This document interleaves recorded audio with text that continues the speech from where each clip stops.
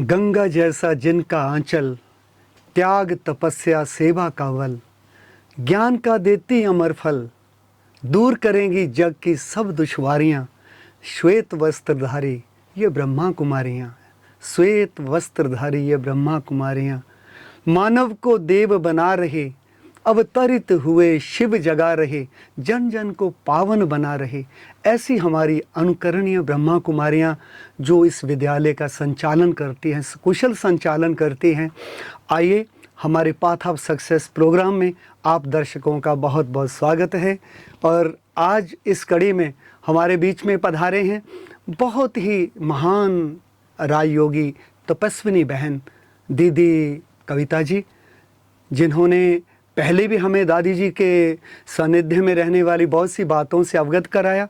तो चलते हैं, दीदी जी का स्वागत करते हैं। बहन जी, आपका बहुत बहुत स्वागत है हमारे इस प्रोग्राम पाथ ऑफ सक्सेस में। जैसे कि इन पंक्तियों में आपने सुना जी कि गंगा जैसा जिनका आंचल, त्याग तपस्या सेवा का बल, तो ये श्वेत वस्त्र ये आपके मन को कैसे भा गया? जबकि आज की मायावी दुनिया में आप जैसी युवा बहनें, उनके और भी बहुत रास्ते हैं। तो कृपया हमारे दर्शकों को आप इस बात से अवगत कराएं, क्योंकि ब्रह्मा कुमारीज में जो हमारी बहनें समर्पित होती हैं और अपने बाल्यकाल से ही क्या उनकी आध्यात्मिकता के प्रति रुचि होती है कि या उनमें ये आध्यात्मिकता का दीपक रोशन किया जाता है। आप कैसे इस विद्यालय में आए? जब हमारा इस विद्यालय से जुड़ना हुआ तो मात्र हम 7 वर्ष की हमारी आयु थी। महाराष्ट्र गोंदिया से हम बिलोंग करते हैं। वाह, महान राष्ट्र जी। और वहाँ पर हमारे इस ज्ञान मार्ग में हमारे जो लौकिक में हमारे चाचा जी जो मेडिकल पढ़ाई कर रहे थे, हमारे चाची और चाचा जी दोनों भी इस ज्ञान मार्ग में चलते थे, दोनों भी डॉक्टर्स थे। लेकिन जब उनको ज्ञान मिला जीवन में, तो उनकी पढ़ाई करते करते ज्ञान मिला।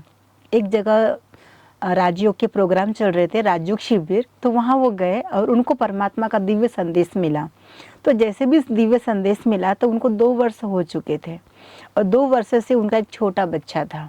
वो ज्ञान में चलते थे, लेकिन उनको एक इच्छा थी कि हमारी भी एक बेटी हो। जी। तो उनको कहा कि हम इतने कारोबार में बिजी रहते, व्यस्त होते हैं, तो हमारे भाई के पास तो और भी बच्चियां हैं, तो भाई की बेटी और हमारी बेटी तो एक ही है। तो उन्होंने मुझे लेके गए। संयुक्त परिवारों में अक्सर ऐसा होता है। जी, मेरा जो जन्म हुआ धार्मिक परिवार में हुआ। और ये आपको कुछ वो सन जिसको कहते कि कौन सा वो था, वर्ष था उस समय? 1983 जी, 1983 में जब हम आए जी। और आने के बाद में बहुत छोटे थे हम तो उस समय पर। तो जैसे छोटे बच्चे होते हैं तो जैसे माता पिता जो कार्य करते हैं तो वो करते। तो हमारे जो लौकिक माता जी थी बहुत ही धार्मिक थे, बहुत ही घर में भजन कीर्तन हमारे घर बहुत चलते थे। हर हफ्ते में 2 बार हमारे घर भजन होते थे। अच्छा। कृष्ण के भजन होते थे और हमारे माता पिता और रामायण पढ़ते थे। तो हम सब बच्चे बैठ कर के सुनते थे। तो धीरे धीरे सारी बातें की वो नॉलेज देते रहते थे, तो हम सुनते रहते थे। तो मेरी एक जैसे हमारी जो माँ थी वो सुबह उठती थी और उठ करके स्नान करके पहले पूजा करते थे, फिर उसके बाद में घर के सारे काम काज करती थी। तो मैं देखती थी कि वो क्या कर रही है, तो उनको उनके जिस पीछे पीछे जाती थी और उनके साथ ही वैसा ही कार्य करती थी जैसे वो करती थी। घरेलू कारोबार की शुरुआत पूजा करने के बाद हमारे लौकिक में नियम था कि बेड से उठे बराबर किचन में नहीं जाना है। आप उठे बराबर पहले स्नान करना है, पहले दिया लगाना है, अगरबत्ती लगाना है, तुलसी में पानी डालनी है, सारे कार्य करने उसके बाद ही। और घर के बाजू में शिव का मंदिर, बहुत बड़ा शिव का मंदिर, जो आज भी लाखों लोग जाते हैं और सारी मन्नतें लेके जाते हैं, उनकी मन्नतें पूरी होती। तो हमारी मम्मी का था कि सुबह एक कहते ना 1 लोटा जल सारी समस्याओं का हल। तो उसी प्रकार वो 1 लोटा जल या कभी दूध लेके जाएगी और शिव जी के ऊपर, तो मैं भी उनके साथ साथ जाती थी। ये तो आपने जो भक्ति कर रहे हैं उनके लिए भी कह दिया कि 1 लोटा जल सर्व समस्याओं का हल। हाँ जी। तो जैसे वो करते थे उनको देख के मैं भी करती थी। तो जो हमारे घर में हमारे चाचा चाची थे वो देखते थे कि छोटी सी बच्ची को क्या है, इनकी ये भी करती, सारे बच्चे सोए हैं और ये जैसे इनकी माँ करती वैसे वैसे करती जा रही है। वो तो ज्ञान मार्ग में चलते थे, तो उन्होंने कहा कि नहीं, ये कुछ विशेष है। तो मेरे पिताजी को कहते, भैया हमको कुछ चाहिए आपसे। तो उन्होंने कहा क्या चाहिए, आपका ही तो है सब कुछ है, घर है, आराम से रहो, कोई तकलीफ नहीं। कहा नहीं, ये जो गुड़िया है ना वो हमको चाहिए और मैं इसके अपने पास लेके जाऊंगा। क्योंकि उनके अपने जिसको कहते हैं कि परिवार में गुड़िया नहीं थी, तो आपको उसी रूप में देखते थे, उसी रूप में ये हमारी ही है, हमारी है। और मुझे वो बहुत प्यार करते थे, जहाँ भी जाएंगे अपने साथ लेके जाएंगे। समय पर जैसे बच्चों को कुछ खाना हो, पीना हो, कुछ चाहिए, गुड़िया चाहिए, खिलौने चाहिए, तो वो मुझे तुरंत ला के हाथ में देते। तो मैं बहुत ही क्लोज थी चाचा चाची के साथ में। तो उन्होंने जैसे कहा बेटा हमारे पास चलो, हम 15 दिन के लिए बाहर जा रहे, मैं तुरंत उनके साथ चली गई। उनके इतना ही घुल मिल गई कि उनको लगा ही नहीं कि हमारे भाई की बेटी है। वो हर एक को कहने लगे हमारी गुड़िया है, हमारी गुड़िया। और उन्होंने नाम भी बोल दिया कि नहीं, अभी पूरी जीवन हमारे पास ही रहेगी। ऐसे करते करते मैं ज्ञान मार्ग, और माता पिता तो धार्मिक वृत्ति के ही थे, कथा पूजा ये सब कुछ करते ही रहते थे। तो उन्होंने कोई आपत्ति नहीं जताई, कहा मेरे पास और मेरे भाई के पास तो एक ही बात है, करके उन्होंने मुझे सौंप दिया। बाद में धीरे धीरे जब मैं उनके पास में आई, पढ़ाई करते करते इस ज्ञान में इंटरेस्ट लिया। उस समय आपकी आयु कितनी रही? 7 वर्ष की। 7 वर्ष की। 7 वर्ष उस समय आप सेकंड स्टैंडर्ड में होंगे? हाँ जी, द्वितीय कक्षा में हो सकते हैं। हाँ जी, हाँ जी। तो उनके बाद वो मुझे लेके गए अपने पास में।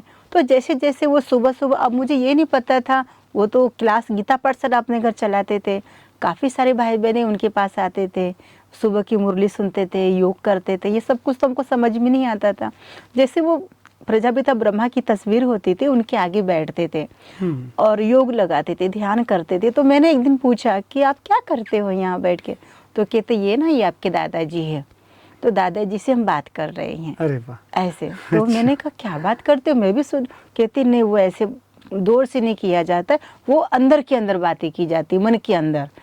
तो मुझे कुछ इतनी नॉलेज तो थी नहीं कि मन के अंदर में क्या बात करनी होती है। तो बात करते करते मैं नींद लग गई, एक दिन मैं सो गई उनकी गोदी में। तो अपने गोद में सुला दिया और वो बाबा का ध्यान करते थे, ऐसे रोज होता था। फिर एक बात तो क्या हुआ, बहुत सुबह सुबह वो जल्दी उठे और जल्दी उठ के 2:30-3 बजे बाबा के कमरे में जाके बैठ गए, जिसको अमृत वेला कहते हैं। तो वो जाके बैठ गए, और जाके बैठ गए तो एकदम से मैंने पूछा कि आप रोज रोज मुझे छोड़ के चले जाते हो। एक ही कमरे में हम सोते थे, मेरा बेड बहुत सुंदर से सजा के रखते थे और दोनों चाचा चाची का बेड। तो कहती हैं हम ना उठते नहीं हैं, बाबा उठाता है आकर के। जब हम शिव बाबा की याद में सोते हैं ना, तो वो हमको आके जगाते हैं कि बच्चे उठो, अभी समय हो गया। तो आप अगर शिव बाबा की याद में सोएंगी तो बाबा स्वयं आकर के आपको जगाएंगे। मैं तो वंडर का, शिव बाबा का इतना परिचय तो था नहीं, क्योंकि शिव बाबा कौन है, ये सब बातें नहीं थी आपके जी, लिए। ये बातें सब नहीं थी। फिर हमने पूछा उनसे, तो उन्होंने सारा विस्तार से समझाया। तो लेकिन ब्रह्मा बाबा के लिए हमेशा कहा कि ये तुम्हारे दादाजी है, क्योंकि मैं तो बहुत छोटी थी और वो तो बहुत ही आयु में बड़े थे। तो वो तो ये नहीं बोलेंगे कि प्रजापिता ब्रह्मा, समझूंगे भी नहीं। तो दादाजी है, घर के बड़े व्यक्ति को दादाजी बोला जाता है। तो मैं शुरू से उनको दादाजी के लिए फूल लेके जाते थे, अगरबत्ती लगाते, तो मैं दादाजी के कमरे में लेके जा रही, दादाजी के पास लेके जा रही, मैं करके ऐसे दिन भर नाचती रहती थी। फिर भगवान की वाणी चलती थी, गीत। तो हमारी जो लौकिक में चाची थी वो गीतों की बड़ी शौकीन थी। तो जो गीत संगीत होते थे, यो मेडिटेशन गीत होते थे, तो वो रोज गाती थी। वैसे दीदी आपकी बातों से लगता है कि बाल्यकाल से ही आपका जो रुझान था, आकर्षण था, वो धार्मिक कार्यों में या आध्यात्मिकता में ज़्यादा था। हाँ जी। जैसे कि आजकल बच्चे बाहर खेलने चले जाएंगे या बच्चों से चंचलता करेंगे, वैसा कुछ नहीं होगा जैसा कि आपकी बातों से लग रहा है। जी, क्योंकि जन्म से ही हमने देखा कि हमारी माता पिता की तरफ हमने देखा कि सबसे पहले अगर भोजन भी करते थे तो जो भोजन की थाली आती थी उसको भी बहुत नतमस्तक होकर प्रणाम करेंगे, उसको पूजा करेंगे श्रद्धा भाव से। और जो पहला भोजन बनता था पहले भगवान को देना है, नैवेद्य लगाने जिसे कहते हैं ना, हम तो अभी भोग बोलते हैं लेकिन वो तो नैवेद्य करके बोलते। तो पूजा घर में हमारा कमरा ही होता था पूजा घर का, वहाँ जा कर के आरती करना, पूजा करना, तुलसी में पानी डालना, रंगोली निकालना, फिर शिव जी के मंदिर, बचपन से ही पहले से ही वो। और हमको कहा जाता था अगर अब स्कूल भी जाना है तो दूध भी घर का निकलता था, लेकिन तब मिलेगा जब हाथ जोड़ के पूजा करोगे। अच्छा, ये शर्त थी रखी हुई ये पहले। शर्त रखी होती थी। तो सारे बच्चे लाइन से स्नान करके पूजा घर में जाते थे, और वहाँ जो भी इतनी पूजा तो करना किसको आती नहीं थी, पर हाथ जोड़ के खड़े हो जाते थे, अपने लाइन से खड़े हो जाते थे बच्चे सारे तो अबोध बच्चे। होते हैं ना, उनको तो क्या फिर पता हमको है। उसमें प्रसाद मिलती थी, वो एक नारियल चिरंजी जो भी होता था, प्रसाद मिलती थी। तो उसके बाद हम खाने के बाद ही स्कूल का दूध मिलता था हमको, या कोई नाश्ता या फल मिलता था। जी जी जी। आपने जैसे अपने बचपन की ये बात बताई है कि घर के अंदर पूजा भक्ति का माहौल था जी। और संयुक्त परिवार भी था, और आपके चाचा चाची पहले से ही ब्रह्मा ज्ञान कुमारी मार्ग से में। जुड़े हुए थे, और आपका विशेष आकर्षण भक्ति की तरफ ना होकर के मेडिटेशन की तरफ ज़्यादा रहा, जो आपने जैसे बताया है। लेकिन आप हमें ये बताएंगे कि इसके बाद ये तो रहा कि आप उनके सानिध्य में रह कर के बाबा के बारे में, ज्ञान के बारे में आपने जानकारी प्राप्त की, हाँ जी। लेकिन हमारा ब्रह्मा कुमारी का जो इंटरनेशनल हेडक्वार्टर माउंट आबू है, माउंट आबू तो आप देखिए ये तो सागर है, समुद्र है, तो यहाँ तक पहुँचना, हम तो कहेंगे हमारी बहनें ज्ञान गंगाएं हैं, और सभी का जो एक समाहित होने का स्थान है वो हमारा मधुबन माउंट आबू है। तो मैं भी काफ़ी एक अरसा, लंबा अरसा रहा है, मैंने आपको देखा है पहले भी। तो उस समय आपकी उम्र अभी मैं समझता हूँ युवावस्था थी, तो कैसे, जैसे कि जबकि बहनें सेंटर संभालती हैं और आप सेंटर में ना रह करके दादियों की पहली पसंद बन गए, ये सब कैसे हुआ? जब हम चाचा जी के पास ही रहते थे तो हमारे बाहर से एक बहन आई, बड़ी बहन नागपुर से। हमारे घर चाचा जी के पास बहुत क्लोज उनका आना जाना होता था। तो उस समय प्रोग्राम था सेंटर पर, बहुत बड़ा फंक्शन था। तो हमारे चाचा जी को हमारी दीदी कहने लगी कि भैया ये गुड़िया को आप सेंटर भेज दीजिए। तो उन्होंने कहा पढ़ रही है, अभी तो छोटी है। तो उन्होंने कहा नहीं, हमको डांस कराना है, हाँ, ऐसा वेलकम डांस कराना है। बच्चों की एंट्री ऐसे जी, होती है। हाँ जी। तो मेरी भी एंट्री ऐसे भी का बच्चों का डांस है, तो उसमें इनको लेंगे, वेलकम डांस करेंगे। जी। तो चाचा ने कहा ये तो बहुत अच्छी बात है। तो वो स्वयं मुझे लेके गए, दोनों भी, चाचा चाची दोनों भी, उन्होंने भी प्रोग्राम पूरा अटेंड किया। फिर दीदी ने कहा कि आप ऐसा करो, आप इनको थोड़े दिन हमारे पास रखो। तो कहा कि ये थोड़ा सा बहुत अच्छी है, रमणीक है, थोड़ा मिलनसार है और सबको अच्छी लग रही तो है। नृत्य करना आपको पहले से नहीं कुछ नहीं, हमारी चाची जो थी ना, जी। हमारी जो चाची थी, बहुत बहुत एक्टिविटी थी उनके अंदर। तो जैसे छोटे बच्चों को कैसे डांस करना, गीत गाना, खेलना, तो फ्रेंड के जैसे मेरे साथ होती थी।